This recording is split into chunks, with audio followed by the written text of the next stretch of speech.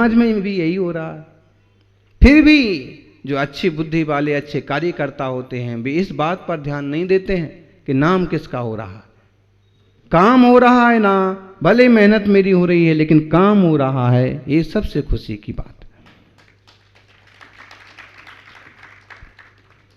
नींव के पत्थर बनिए। कंगूरे बनने के लिए तो बहुत पत्थर मिल जाएंगे, लेकिन नींव के पत्थर बनने वाले बहुत कम लोग होते हैं।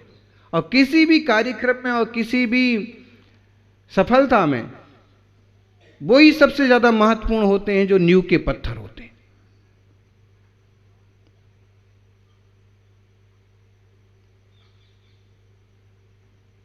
नींव के पत्थर समझ में आया?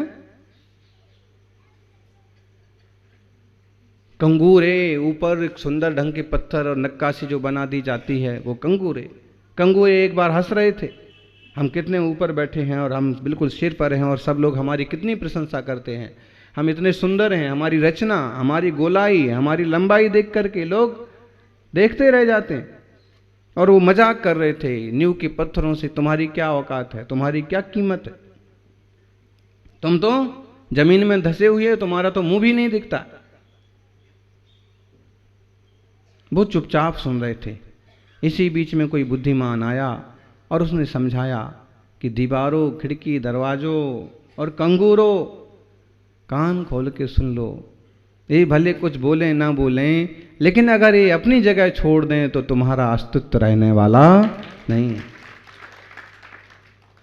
समाज में भी ऐसे लोग होते हैं, घर में भी ऐसे लोग होते हैं, संघ में, परिवार में कुछ ऐसे लोग होते हैं जो नींव के पत्थर की तरह होते हैं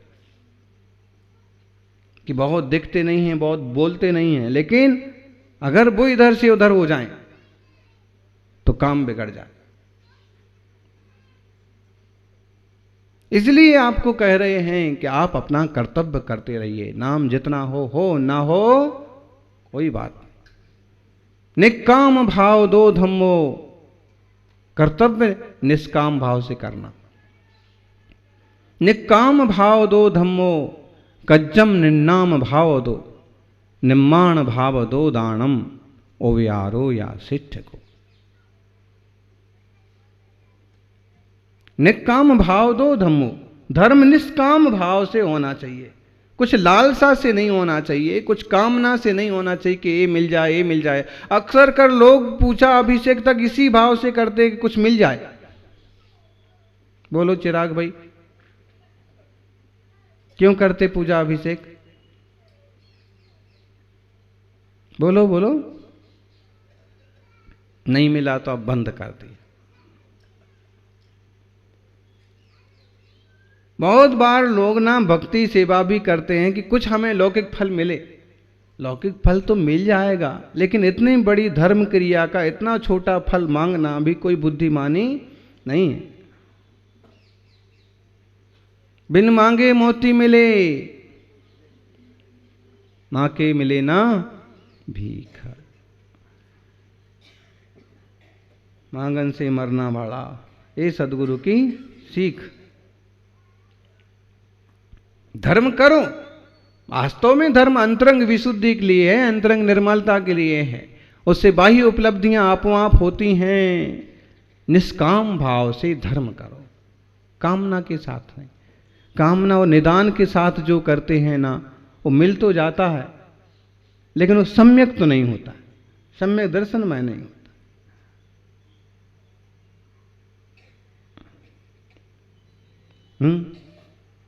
मेरे बच्चे की शादी हो जाएगी तो मैं नमोकार मंत्र की 1.25 लाख माला फेरूंगी। मेरे बच्चे की शादी हो गई तो शिखर जी की यात्रा करूंगी। और मेरे बच्चे की दुकान हो गई तो अभिषेक रोज करूंगा। और इस टाइप से जो करते हैं, अब एक तरफ से ये सोचते हैं कि चलो कुछ कर तो रहे हैं, लेकिन दूसरी तरफ से अपने विचार करो तो वो डिमांड के साथ,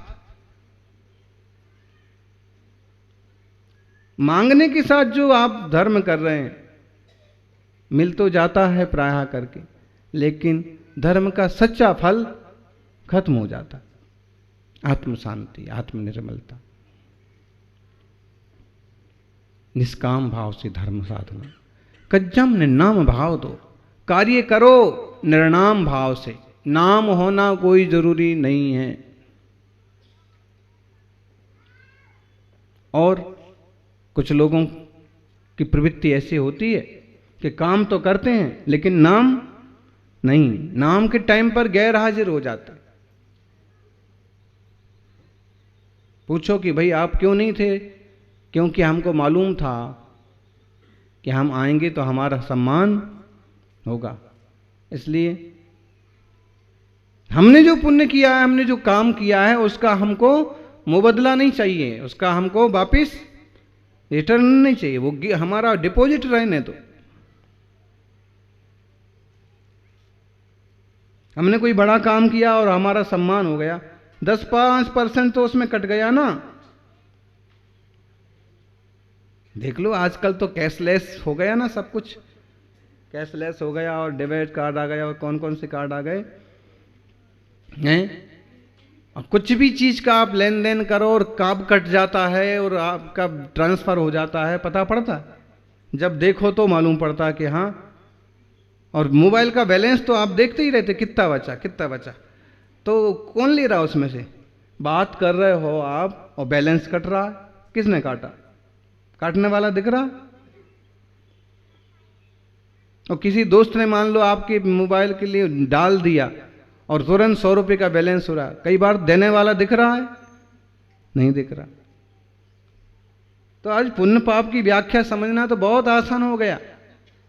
हमने अपना बहुत ज्यादा स्वागत सम्मान करा लिया ना, तो उसमें 2-5% अपना ट्रांसफर हो गया। इसलिए बहुत समझदार लोग होते हैं, वो काम कर करके भी मौके पर साइड में रहते कि हमारा डिपॉजिट रहना चाहिए सब। और सम्मान करवाते हैं तो बहुत सहज और उदासीन भाव से, बहुत सहज रूप से। तो निन्नाम भाव दो कज्जम, कार्य करो, काम करो, नाम की आशा मत रखो, नाम तो हो ही जाता है। निम्माण भाव दो दानम, और दान कैसे करो? कैसे दान करो अम्मा? और सबको मालूम पड़ना चाहिए। आचार्य महाराज एक बात बोलते थे, थोड़ी चुभती थी। कभी एक बहुत धनिक व्यक्ति आए और कहने लगे महाराज जी को, नाम नहीं बताऊंगा आपको, कि महाराज जी मैं कुछ दान करना चाहता। तो आचार्य महाराज बोले कि मेरे को क्यों बोलते हो? नहीं नहीं, मैं 10-20 लाख ऐसा कुछ दान करना चाहता। तो उसमें मैं क्या कर सकता? नहीं नहीं, आप कोई जगह बताओ कि अमुक जगह दान कर दूं, तमुक जगह दान। उन्होंने कहा कि दलाली करना मेरा काम नहीं।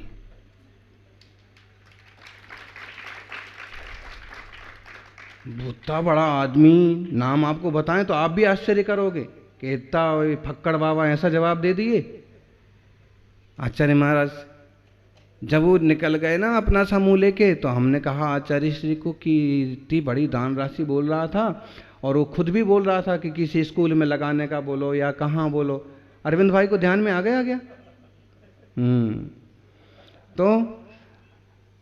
तो आपने क्यों नहीं आप बता देते कि इसमें लगा दो? तो महाराज जी हमको बोले, खुद देखो अभी तुम छोटे हो, बच्चे हो, समझते नहीं हो। इस टाइप के लोग ना एक बार सिक्का फेंकते हैं और इच्छा रखते हैं कि 3 बार आवाज सुनाई पड़े।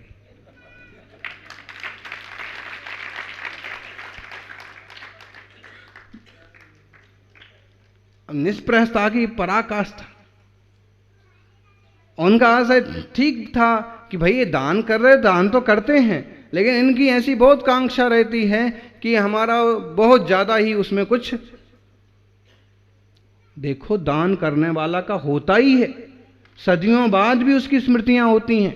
आज खजुराहो का मंदिर है, विशाल पार्श्वनाथ मंदिर है, और उसका बहुत अच्छा शिल्प है। दूसरे दूसरे मंदिर फेमस हैं, ठीक हैं, लेकिन वो जैन मंदिर भी सब मंदिरों में बहुत ज्यादा शिल्पकारी से सहित है। और जिन मंदिर होने से उसको कुछ लोग बहुत उठाते नहीं हैं, आदर से लेते नहीं हैं, इसलिए। वरना और उसकी रचना करने वाले एक सेठ, बहुत बड़ी प्रशस्ति नहीं लिखी। मंदिर के बाहर एक छोटा सा पत्थर लगा है, उस पर एक व्यक्ति का हाथ जोड़े हुए फोटो बना है, फोटो मतलब पत्थर में ही, और नीचे लिखा है पाहिल श्रेष्ठी प्रणमति। में मतलब इस मंदिर का बनाने, पाहिल श्रेष्ठी नमस्कार करता है भगवान को, बस। नाम तो आज 1000 साल बीत गए फिर भी हो रहा। अच्छा, शिल्पकार ने वो भी ना लिखा होता तो लोग इतिहास ढूंढते कि इतना अच्छा काम किसने किया। इसलिए करने वालों का होता ही है नाम, लेकिन क्या नहीं, लालसा नहीं। आप देख रहे हो यहां की श्रावक भी अभी पावापुर की शिलान्यास के लिए भी नाम आ गए, सहज भाव से। और इस तरह से तीर्थों का, जिन मंदिरों का जीर्णोद्धार और विकास होता। तो निर्माण भाव दो दानम ओव्यारो या सिद्ध गम, दूसरे का उपकार करना, दूसरे का उपकार करना श्रेष्ठ है, लेकिन उसमें भी वापिस उसका कुछ मिले, उसकी कामना नहीं होना। किसी का उपकार करने के बाद आप उसे याद मत कराओ कि मैंने तुम्हारा कुछ उपकार किया। उपकार करके भूल जाओ। क्यों? क्योंकि आपने उपकार किया है, कोई एहसान नहीं किया है। अपने अपने मन की संतुष्टि के लिए, उसके विकास के लिए, अपनी इच्छा से किया। अब जरूरी नहीं है कि हम उसको बार बार याद दिलाएं कि मैंने तेरे को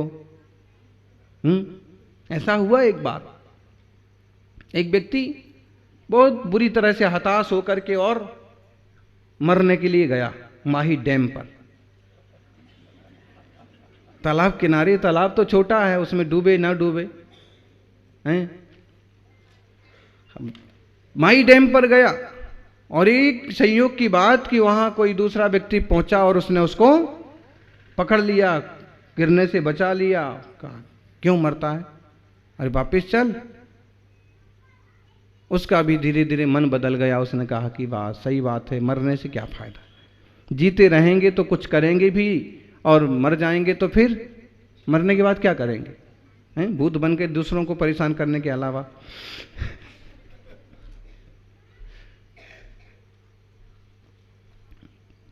वो भी वापस आ गया। जिनने बचाया था वो अपने रास्ते चले गए, वो अपने रास्ता चला गया, लेकिन उसने इस ढंग से कोशिश की, इस ढंग से मेहनत की, इस ढंग से काम किया कि वो बहुत जल्दी ही मतलब सक्सेस हो गया, धनवान बन गया, फेमस हो गया। लोग उसको कार्यक्रम में बुलाने लगे, अतिथि बनाने लगे। अब क्या होता, वो जिनने बचाया वो जब कभी कहीं टकराते तो ये तो बाकायदा जय जिनेंद्र साहब राम राम करता, लेकिन वो कहते क्यों पहचाना, मैं वही हूं जिसने तुमको। कभी 4 दोस्त भी खड़े रहते और फिर भी और टपक आते कि तुमने, हाँ हाँ पहचान लिया, मैं वही हूं जो तुमको कूदने से बचाया था। अरे 1 बार हो गया, 2 बार हो गया, 10 बार हो गया है, फिर ऐसा ही योग बना, क्यों पहचाना। उसने कहा है बिल्कुल पहचान लिया, और अब की बार आपसे निवेदन है कि मैं वहीं चलता हूं और तुम मुझे एक बार धक्का ही दे दो।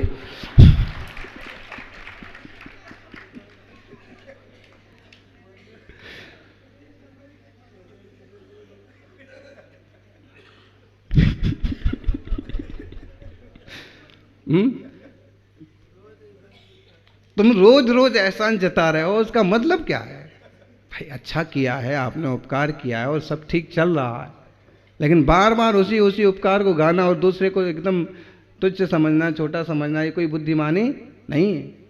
सच्चा प्रभु तो वो होता है जो अपने से छोटों को भी अपने समान बना लेता। भक्तमर जी में क्या कहा है कि सच्चा मालिक तो वही है जो अपने भक्तों को, अपने कर्मचारियों को भी अपने समान बना लेता है, ऐसे ही हे भगवान आप भी महान हैं, क्योंकि आप अपने भक्तों को अपने समान बना लेते। मुनिराज देखो, होनहार जीव को दीक्षा दे करके जैसी उनकी मुद्रा है, क्षण भर में उसको वैसी मुद्रा प्रदान करके मुनि बना देते, अपने बराबर बिठा लेते। लेकिन वही उपकार नहीं बताते रहेंगे, एहसान नहीं जताते रहेंगे। कर्तव्य करना, जरूर करना, लेकिन एहसान नहीं जताना। बहुत कम लोग मिलेंगे कि अच्छा करने के बाद भी वो ज़्यादा प्रचार नहीं करते, बल्कि दूसरे को भरपूर सम्मान देते।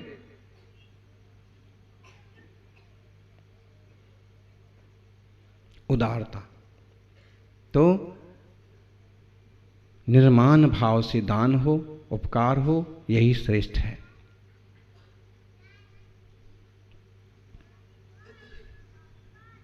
पेड़ अपने फल दूसरों को देते हैं, नदियां अपना पानी दूसरों को देती हैं, गायें अपना दूध दूसरों को पिलाते हैं। फिर भी वो किसी को कहने जाते हैं कि मैंने ऐसा किया, मैंने ऐसा किया? नहीं, फिर फलते हैं, फिर देते हैं।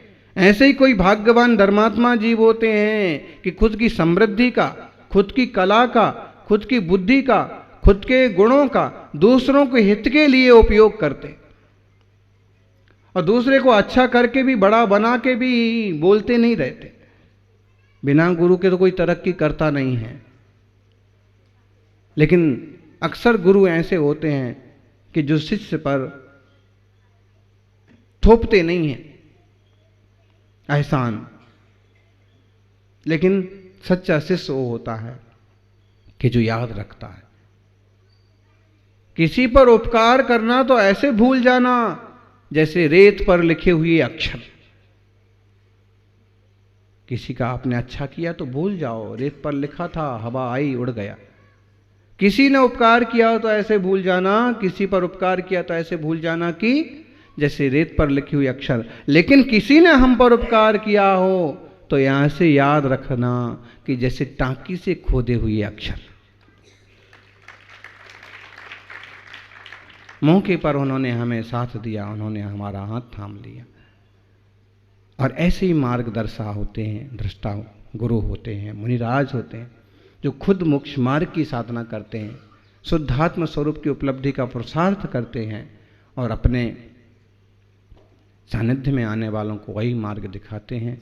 अपन इस मंगलमय मार्ग पर चलें, यह मंगल प्रार्थना।